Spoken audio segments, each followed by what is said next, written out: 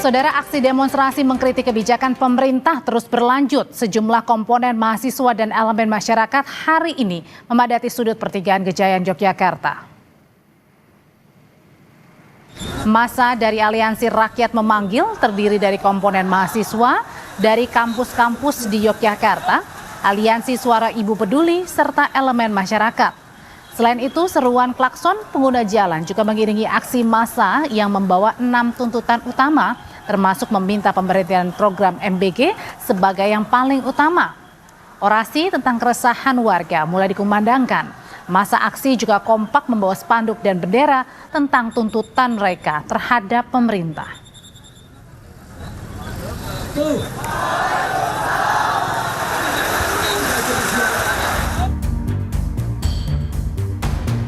Klakson teman-teman, pajak.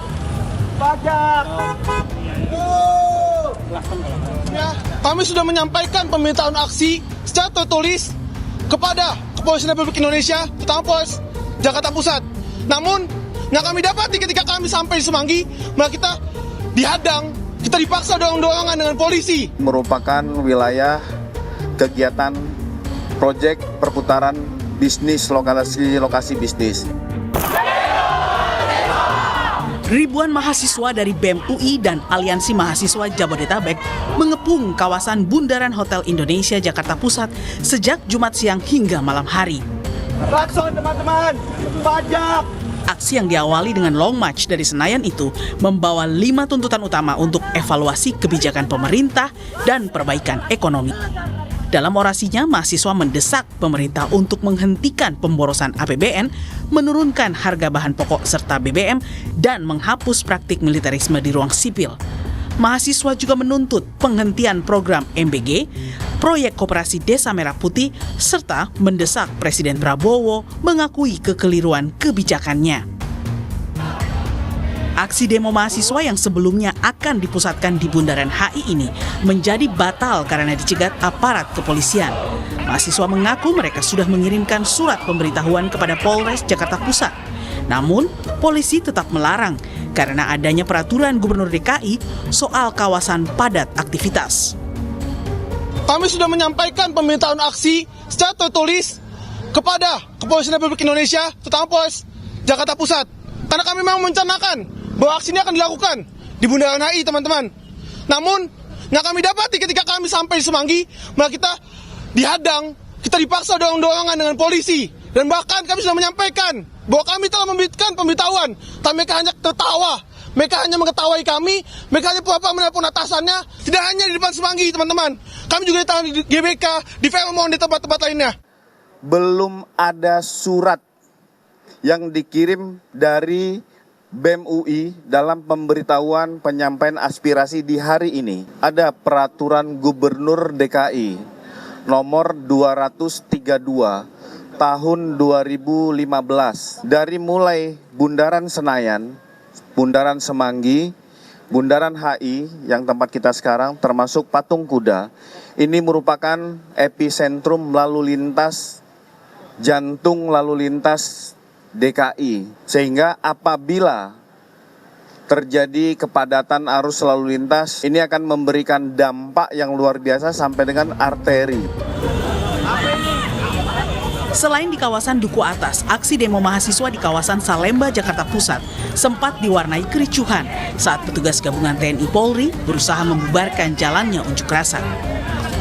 Para mahasiswa dari GMKI ini meluapkan kekecewaan dan kemarahannya atas naiknya harga BBM non-subsidi.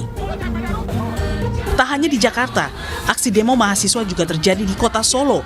Massa memprotes kebijakan pemerintah seperti kenaikan harga Pertamax yang mendadak dan pelemahan nilai tukar rupiah di depan gedung DPRD Solo.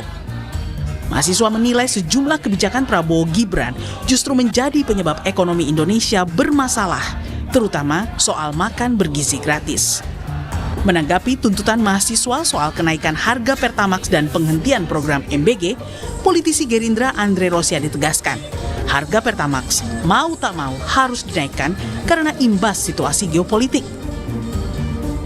Sementara polemik korupsi MBG, Andre menilai pemerintah sangat mendengarkan keluhan publik dengan menindak tegas pimpinan BGN yang korup, serta menutup 8.000 lebih SPPG bermasalah. Kita tahu bahwa pergerakan harga minyak dunia, lalu perkembangan geopolitik, tentu pemerintah tidak mungkin terus-terus menjaga BBM non subsidi ini. Karena BBM ini dinikmati oleh orang kaya. Begitu banyak masalah MBG, apa yang dilakukan kita sudah menutup 8.200 lebih dapur, ya, sesuai dengan aspirasi. Dapur-dapur bermasalah udah 8.200 ditutup. Lalu soal penyalahgunaan kewenangan dan berbagai hal, itu proses hukum sudah berjalan. Pemerintah sudah memecat pimpinan BGN, kepala BGN dan 2 wakil kepalanya, dan juga proses hukumnya jalan. Dan sekarang pemerintah melakukan pembenahan supaya program ini benar-benar tepat sasaran dan tidak ada kebocoran dan penyimpangan. Itu menunjukkan apa? Bahwa pemerintah mendengarkan aspirasi. Para mahasiswa berharap pemerintah bisa lebih peka terhadap kesulitan yang dihadapi warga imbas dari naiknya harga BBM yang mendadak. Tak hanya itu, pelemahan nilai tukar rupiah terhadap dolar Amerika serta anjloknya IHSG menimbulkan kekhawatiran di masyarakat. Tim Liputan Kompas TV. Hari ini mahasiswa dan warga di Yogyakarta juga tengah melangsungkan aksi demonstrasi, dan sekarang kita pantau situasi paling baru dari aksi demo mahasiswa dan warga di Yogyakarta. Sudah ada jurnalis Kompas TV Gesi Lutfia. Apa saat ini yang sedang terjadi di sana, Gesi? Ya, selamat petang Audrey dan juga saudara. Untuk saat ini orasi masih terus dikumandangkan dari perwakilan masa aksi. Jika mungkin sayup-sayup di belakang ini bisa Anda dengarkan, banyak sekali tuntutan yang kemudian disuarakan begitu ya. Saya lihat juga agak sedikit beramarah begitu kalau dilihat untuk suara dan juga ekspresi dari perwakilan masa ini. Kalau kami tarik ke belakang dari tadi ini, untuk orasi-orasi yang disampaikan, Audrey, ini berfokus untuk pembubaran atau pemberhentian program makan bergizi gratis yang menjadi salah satu tuntutan utama dari 6 tuntutan yang dibawa oleh masa aksi di aksi demonstrasi Gejayan Yogyakarta kali ini.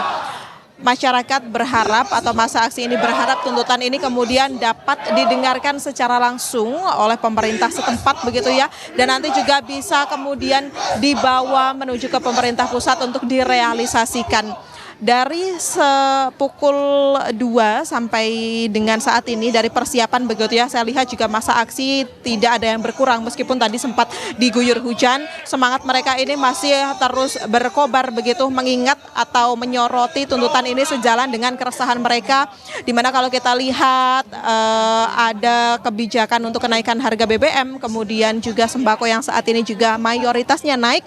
Ini kemudian menggerakkan hati masa aksi dan juga masyarakat Yogyakarta yang turut terlibat ini untuk menyuarakan tuntutan demi mereka bisa mendapatkan kemudahan di tengah ekonomi yang sulit saat ini, Audrey. Untuk saat ini juga suasana masih kondusif, sempat tadi ada sedikit kericuhan begitu ya, karena ada sedikit masa aksi yang melihat aparat pengamanan begitu TNI dan juga Polri, yang memang ini juga menjadi salah satu poin tuntutan tentang militerisme, sehingga tadi sedikit ada argumen begitu dari para masa aksi tertuju kepada polisi dan juga TNI yang ada di Gejayan sore hari ini. Laporan langsungnya terima kasih Gesi Lutfia dari Yogyakarta. Saudara, demo mahasiswa menuntut perbaikan kondisi ekonomi sudah berlangsung sejak hari Kamis kemarin hingga Sabtu ini berlangsung di Yogyakarta dan juga sejumlah tempat. Nah, seruan ini dipicu kekhawatiran usai harga Pertamax naik hingga pelemahan nilai tukar rupiah serta adanya korupsi program makan bergizi gratis MBG. Pertanyaannya, bagaimana pemerintah merespons cepat aksi demo mahasiswa dan warga yang terjadi beberapa hari terakhir? Kita diskusikan sore hari ini bersama dengan Koordinator Lapangan BEM UI, Hafiz Hernanda. Mas Hafiz, selamat sore. Halo, selamat sore. Dan hadir juga Ketua Umum Gerakan Cinta Prabowo dan Ketua Presidium 08 Hak Kurniawan. Mas Kurniawan, selamat sore. Selamat sore, Mbak. Saya mau ke Mas Hafiz dulu. Mas Hafiz, setelah kemarin mahasiswa berlangsung demonya di Jakarta, hari ini demo berlanjut tapi di Yogyakarta, seruannya kurang lebih hampir-hampir sama. Ada tentang stop pemborosan APBN, turunkan harga Pertamax, hentikan program diantaranya MBG dan juga Koperasi Merah Putih, hentikan militerisme, dan juga Presiden berani mengakui kesalahan. Pertanyaan saya, dari 5 tuntutan itu, yang mana sebenarnya dari teman-teman mahasiswa menyuarakan harus menjadi prioritas yang harus didahulukan pemerintah? Izin menjawab ya. Dan juga perkenalan juga, nama saya Muhammad Hafiz Saranda. Di sini saya diamanahkan sebagai koordinator bidang sosmed BEM UI 2026. Ketika kita berbicara tentang tuntutan, sungguh itu sesuatu hal yang kompleks. 5 tuntutan tersebut sebenarnya kita melihat dari segi urgensi, signifikansi, dan visibilitasnya. Dan kita menilai bahwa 5 tuntutan tersebut urgensinya sangat besar. Saya kira ketika pertanyaan tersebut dilontarkan, jawabannya tentu saja pemerintah harus menjawab 5-5-nya. Tidak hanya 5 tuntutan yang telah dari BEM UI buat dan mahasiswa lain buat ya, tapi seluruh tuntutan yang telah dibuat sebelum-sebelumnya 2 tahun terakhir masa Prabowo Gibran, seperti itu. Karena yang Anda anggap ini bukan hanya 1-2 yang paling penting, tapi semuanya penting saat ini yang harus segera dilakukan pemerintah. Betul, tentu. Karena kalau saya jadi pemerintah ya, saya akan melihat suara rakyat itu penting. Dan tentu saja tuntutan tersebut merupakan suara rakyat gitu loh. Kalau misalnya memang betul pemerintah melihat bahwa suara rakyat penting, berarti mereka harus menjawab seluruh tuntutan yang ada. Oke, menjawab tuntutan itu dari masyarakat, saya akan tanyakan ke Mas Kurniawan atau Bang Kurniawan. Mas Kurniawan, tadi dari teman-teman mahasiswa menyatakan bukan hanya 1-2 saja yang harus segera dijawab pemerintah, tapi semua tuntutannya. Kalau begitu, kenapa sampai sekarang pemerintah ini yang mengatakan bahwa terbuka akan kritik, tapi belum ada sama sekali respons baik dari Presiden maupun pihak istana secara resminya, ofisialnya? Jadi begini, Mbak, ya. Tentang tuntutan adik-adik mahasiswa, kami pun mengerti. Karena apa? Adik-adik mahasiswa ini kan memang dituntut kritis dan idealis ya, Pak. Dan pemerintahan Prabowo Gibran ini sudah merespon, Mbak. Kemarin tuntutan untuk menstabilkan harga, nggak usah didemo saja, ya. Tentu itu akan dilakukan oleh pemerintah. Ini yang terjadi di Indonesia ini kan terkait dari geopolitik internasional ya, Mbak. Dirasakan bukan cuma di Indonesia, di seluruh negara pun mengalaminya, Mbak, terkait perang Iran dan Israel serta Amerika, ya. Tuntutan itu real kita terima. Bahkan sampai hari ini saja sudah 8.200 MBG atau dapur yang sudah kita suspend, ya. Oke. Jadi adik-adik mahasiswa itu kita udah tutup, Mbak, ya. Oke, sudah jawab Mas Kurniawan. Tapi pertanyaannya, ketika aksi demonstrasi berlangsung 3 hari terakhir di berbagai pihak, bukan hanya di Jakarta, artinya ada ketidakpuasan dari massa ataupun masyarakat dan juga teman-teman mahasiswa tentang jawaban dari istana atau pemerintah. Mbak, ya, kalau memperbaiki sesuatu itu kan bukan juga bisa labim, Mbak. Untuk menata negara yang sudah memang benar-benar hancur, lumpuh ya, secara ekonomi ini terjadi bukan cuma sekarang ini, Mbak. Justru saat ini Bapak Prabowo Subianto ini tengah memperbaiki, masih fokus memperbaiki kerusakan-kerusakan yang ada di negeri ini. Seharusnya adik-adik mahasiswa juga harus ngerti dong ya. Kalau di Indonesia saja tidak mau mendengarkan, tidak beri kesempatan kepada Prabowo Subianto untuk memperbaiki semua kerusakan, ini yang bahaya, Mbak, ya. Karena ini ya, kalau adik-adik mahasiswa saya yakin percaya bahwa semua itu dilakukan karena memang mereka idealis ya, mereka bagus, patriotis, Mbak. Tapi kita takutkan di balik agenda adik-adik mahasiswa ini ada kepentingan-kepentingan yang disusupkan di situ ya. Semua aspirasi dari adik-adik mahasiswa pasti direspon, Mbak. Cuma sabar ya. Karena memperbaiki sebuah negara ini tidak bisa itu maksudnya juga. Bang Mas Kurniawan, kepentingan yang disusupkan itu seperti apa tuh maksudnya? Kita tahu, Mbak, dalam arti begini nih. Saat ini Prabowo tengah fokus ya melakukan perubahan-perubahan besar terkait situasi impor segala macam ya. Ini negara-negara yang berdampak dengan kebijakan Prabowo ini apa? Negara yang punya kepentingan terkait apa? Impor satu pintu, pemberantasan korupsi, dan apa mafia-mafia migas, semua kan disikat, Mbak. Jadi ini yang berdampak itu kita sebut saja, Mbak. Oke. Singapura sangat kalau gitu sangat terdampak Oke. Kebijakan dari Prabowo ini, Mbak, gitu loh. Sudah diperbaiki, tapi kemudian diduga kemudian ada yang menyusupi dengan agenda-agenda sehingga membuat mahasiswa sampai turun ke jalan. Betul seperti itu, Mas Hafiz? Itu sama sekali sebuah tuduhan yang sangat ofensif sebenarnya bila didengar, terutama tuntutan-tuntutan ini tuh semuanya tuh based on apa yang diaspirasikan oleh rakyat gitu. Perlu publik tahu bahwa kita menyusun tuntutan tersebut kita berdasarkan beberapa metode sebelumnya gitu. Pertama kita mengadakan RGD, kita mengundang banyak sekali ekonom dari Selios, dari LPM, dan segalanya, dan bahkan kita juga mengundang dari aspek-aspek masyarakat seperti pelaku UMKM bisnis kecil. Selanjutnya kita juga mengadakan konsolidasi di mana kita berdiskusi untuk menyusun tuntutan tersebut, dan akhirnya kita turun di hari Jumat. Ketika ada lontaran tuduhan seperti itu sepertinya sebuah tuduhan yang tidak bisa ditanggung jawab. Saya yakin, karena saya akan bertanya kembali kepada Bapak. Coba sebutkan saja, jangan negaranya, tetapi individu tersebut yang quote unquote sedang menunggangi gerakan kami gitu loh. Karena ini tidak satu atau dua kali orang-orang bilang demikian. Sejujurnya saya lihat ini sebuah pola gitu, pola sebuah mereduksi pergerakan kami. Karena saya lihat sendiri di berita Kompas bahwa polisi-polisi pun bilang bahwa aksi kemarin merupakan aksi yang dikooptasi, aksi yang tunggangi, dan itu merupakan hal-hal yang sangat ofensif. Dan di sini Anda mau mengatakan bahwa ini 100% tidak benar. Ini aksi karena memang keresahan dan tadi based on data dan juga analisa yang Anda sudah kaji juga bersama dengan teman-teman dari para pengamat. Betul, kita bisa melihat sekarang BBM datanya naik. Sekarang Pertalite makin langka karena hal tersebut. Kita sekarang bisa lihat saja ke Pertamina saat ini bahwa sekarang banyak sekali barisan-barisan yang terjadi dalam Pertamina gitu loh. Bahwa mereka semua sedang mengantri di dalam Pertalite. Itu pertama. Dan kedua, sebenarnya yang lucu juga tesis yang dibawa oleh BEM UI sebenarnya, kami tahu kalau sebenarnya pemerintah itu tahu mereka salah, tapi lucunya mereka itu tidak mau mengaku dirinya salah dan malah membohongi rakyat. Sebelumnya juga Bapak sendiri bilang bahwa sekarang pemerintah sedang membetulkan ekonomi yang sedang hancur lebur. Nah, berarti Bapak sendiri mengatakan bahwa ekonomi sekarang sedang hancur lebur, toh kita bisa menyepakati hal tersebut. Tetapi kita lihat apakah menteri kita menyatakan hal demikian, apakah Prabowo menyatakan hal demikian, apakah Bank Indonesia mengatakan demikian? Tentu enggak. Tapi ternyata dari Bapak sendiri bisa menyetujui bahwa sekarang ekonomi sedang hancur lebur.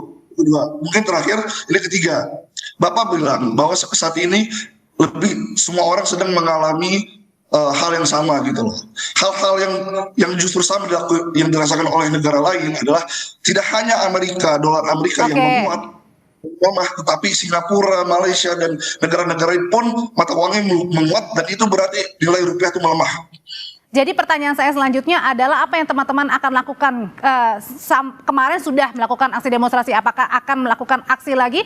Tuntutannya seperti apa begitu? Apakah juga akan ke DPR? Karena mengingat kemarin katanya menolak ya ke DPR ya, malah melakukan di sekitar Bundaran Hotel Indonesia. Jadi pertanyaannya, jika pemerintah sampai dengan sekarang belum respons secara official, meskipun memang sudah dikatakan di beberapa tempat memang sudah ada pernyataan, apa yang akan teman-teman lakukan? Usai jeda ya Mas Hafiz, Mas Kurniawan, tetap bersama kami di Kompas Petang.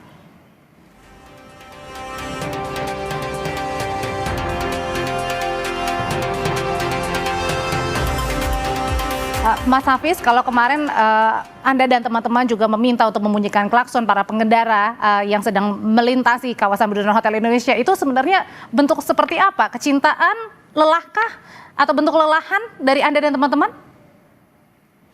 Itu sebuah perasaan yang tercampur aduk. Bahwa sejatinya semua program yang ditujukan untuk rakyat itu malah membuat kita lebih kontraproduktif gitu loh. Jumlah anggaran dipakai oleh MBG itu sangat banyak sekali. Awalnya 320 triliun, walaupun dipangkas jadi 260 triliun. Tapi kita harus ingat bahwa MBG itu ada di anggaran pendidikan di APBN. Saat ini itu sebuah masalah yang sangat besar. Karena demikian kita meskipun sudah ditangkap orang-orang yang bermasalahnya, itu belum membuat Anda puas? No, itu tentu jauh dari kata puas. Karena ini tuh sudah membuktikan gitu, tesis sebelumnya juga. Sebenarnya mereka tahu bahwa mereka salah, tapi sayangnya mereka tidak mau mengakui mereka salah, itu kedua, dan mereka malah membohongi kepada kita gitu loh. Di depan muka kita sendiri. Apa yang terjadi oleh Dadan dan Wakil Bengkel yang lainnya, itu tuh cuma satu dari Ini yang akan terjadi selanjutnya bila hal ini terus terjadi, karena jelas program MBG itu bisa jadi ladang basah korupsi yang telah dikasih beritahu oleh NGO sebelumnya. Tapi saat ini pemerintah malah terkesan lalai. Belum lagi sebelumnya Dadan sudah mengeluarkan banyak sekali duit dalam yang tidak berguna. Seperti sebelum dia tertangkap, 1 hari sebelum dia tertangkap, dia ingin memberi makanan gratis kepada anak-anak Indonesia yang ada di Arab Saudi. Oke, nah itu tadi Mas Kurniawan, sepertinya meskipun tadi memang sudah ada yang ditangkap, sudah ditetapkan sebagai tersangka, namun belum puas nih dari teman-teman mahasiswa maupun juga masyarakat terkait dengan program makan bergizi gratis ini. Jangan-jangan kalau gitu pertanyaannya, apakah pola komunikasi pemerintah yang jangan-jangan mungkin kurang terserap dengan baik sehingga belum bisa diterima oleh masyarakat untuk dimengerti? Jadi gini loh Mbak, ya masalah MBG. Ini program mulia Mbak, program mulia dari negara untuk memberi makan orang-orang yang kesusahan untuk mendapatkan sarapan ya. Kalau Mas Hafid itu bukan penikmat MBG, kita ngerti ya. Karena sasarannya memang bukan orang-orang yang mampu, tapi masyarakat-masyarakat yang ada di daerah, adik-adik kita, anak-anak kita yang kesulitan untuk mendapatkan sarapan. Itu tujuannya. Kalau masalah pelaksananya itu amburadul, kan oknum-oknumnya itu sudah ditangkap, Pak. Ini menjadi bahan evaluasi juga supaya kedepannya tidak terjadi, ya. Pun sangat mendengar aspirasi dari siapapun, terutama dari adik-adik mahasiswa, ya. Mungkin yang diinginkan teman-teman adalah mengurangi dan kemudian uangnya dialokasikan, seperti misalnya Pertamax yang tidak usah naik. Loh, Mas Kurniawan. Gini lagi, ntar dulu ya, saya dulu ngomong, belum selesai ini ya, Pak David ya. Yang dinaikkan ini kan Pertamax, ini non subsidi, ini BBM yang digunakan oleh kalangan menengah ke atas ya. Jadi intinya Mbak, pemerintah tidak menaikkan harga minyak subsidi ya. Masalah kelangkaan minyak itu dialami bukan cuma di Indonesia saja. Bahkan di Malaysia, Singapura, Filipina juga merasakan imbas yang sama dari politik internasional yang memang kena sama negara ya. Oke, tapi pertanyaannya gini, kan tidak semua juga yang mau beralih ke Pertamax begitu karena mereka menganggap ada yang sulit ya, artinya susah mencari uang apalagi harus mereka mengganti dengan Pertamax. Dan kalau kita lihat di beberapa SPBU di Jakarta ini juga sangat sulit, sudah mulai sulit bahkan untuk menemui Pertalite, dan Pertalite sudah tidak ada nih di tulisannya, hanya Pertamax, Pertamax Turbo, Green dan lain sebagainya. Iya, ini dampak kelangkaan minyak kan bukan disengaja Mbak. Kita masih mencari terobosan-terobosan baru untuk mendapatkan sumber minyak atau distributor minyak selain negara-negara yang bermasalah itu kan masih diupayakan Mbak ya. Yang dinaikkan itu harga Pertamax. Dan kita tidak memaksa orang-orang kecil seperti saya ini untuk beli Pertamax. Pertalite masih ada kok, ya masih ada, gitu loh. Nah makanya itu berarti kita real, Mbak. Kita mengkritisi pemerintah juga real, ya. Di tengah-tengah Prabowo berusaha memperbaiki semua kerusakan-kerusakan yang ada di negeri ini, ya. Ini banyak yang merasa tidak suka dengan program-program andalan Prabowo, pemberantasan korupsi, pemberantasan mafia, ya. Mafia ekspor yang kita batasi, ya kita awasi. Ini kan negara-negara yang berdampak ini pasti melakukan perlawanan, Mbak. Makanya adik-adik yang demo kita respon, ya. Jangan khawatir. Jangan khawatir.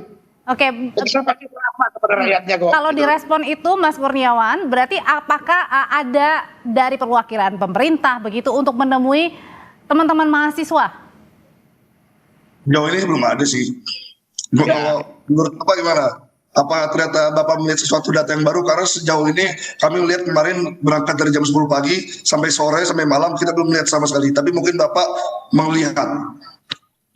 Oke, dalam arti begini. Nah, ini juga merupakan bahan evaluasi ya, Mas Hafid. Kalau memang mau bicara real ya, ini masuk logika. Saya akan bantu Mas untuk komunikasi dengan pemerintahan ya. Saya di sini Mas sebagai ketua umum Gerakan Cinta Prabowo, juga ketua Presidium 08 ya. Saya ini bukan siapa-siapa, saya bukan bagian dari pemerintahan Prabowo. Cuma kami melakukan pendukungan kepada Prabowo karena kita meyakini Prabowo masih punya visi dan misi yang bagus untuk negara ini. Justru Prabowo banyak diganggu oleh orang-orang yang tidak suka dengan kebijakan Prabowo. Kalau gitu sebenarnya yang Mas Hafiz dan teman-teman inginkan dialog atau pertemuan seperti apa? Jelas yang kita inginkan pertama, sebenarnya saya ingin bertanya dulu ke Bapak. Saya kira menurut Bapak, Prabowo tahu nggak kondisi negara ini seperti apa? Bapak sendiri kan menyatakan kalau sebenarnya kondisi negara ini ekonomi hancur lebur. Itu yang Bapak katakan word by word. Tapi menurut Bapak sendiri, kira-kira Prabowo tahu nggak? Prabowo tahu, makanya asas prioritas dulu, Mas. Ya, kebocoran-kebocoran anggaran ini itu yang diperbaiki, ya. Makanya dihantemlah koruptor-koruptor, mafia migas. Itu tahu, Mas. Prioritas, ya prioritas, gitu loh. Tapi kan pertanyaannya simpel, Mas. Kalau sebenarnya betul Prabowo itu tahu, kenapa pemerintah malah bilang ekonomi kita baik-baik saja, itu satu. Kedua, kenapa pemerintah tidak mau kita bersuara jika ekonomi itu tidak baik-baik saja. Ketiga, kenapa justru pemerintah malah memberi 4.150 personel turun untuk kita hanya bersuara, berdemonstrasi.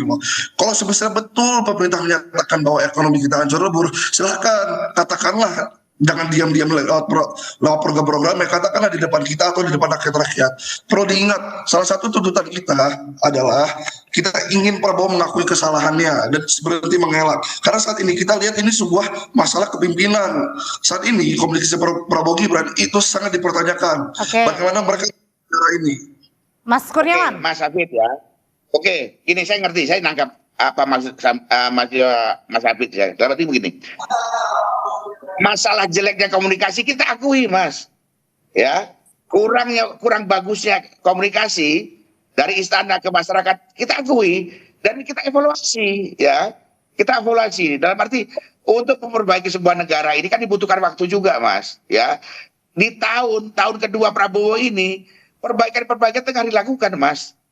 Mulai kita harus akui, ada juga harus real dong, ya.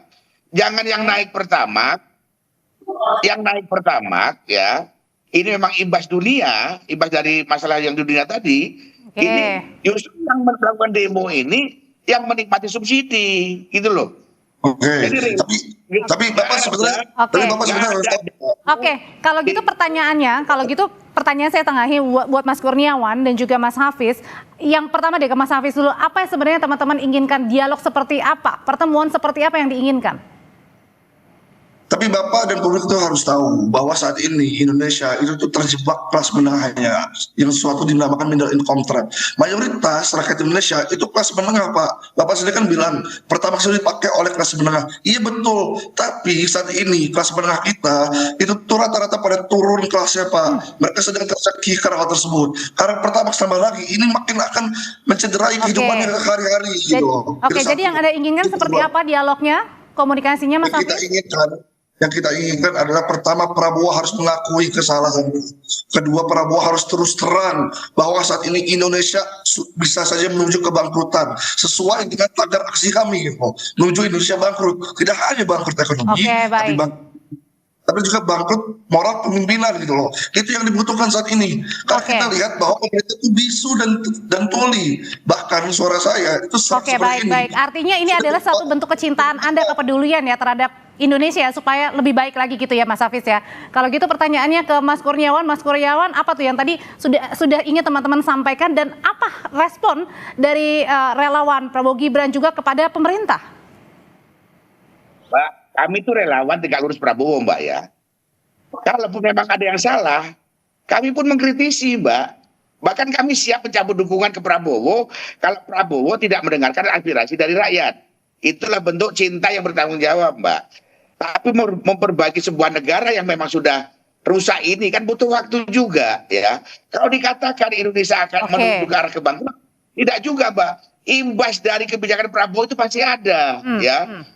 Untuk menertibkan sesuatu yang nggak benar, pasti ada imbasnya. Berarti artinya dari sisi Anda adalah meminta waktu dan satu sisi dari teman-teman adalah minta secepat mungkin ya waktu itu ya, jangan terlalu lama. Baik, kalau gitu sudah kami tangkap. Terima kasih Mas Hafiz, Mas Kurniawan, terima kasih. Selamat sore semuanya.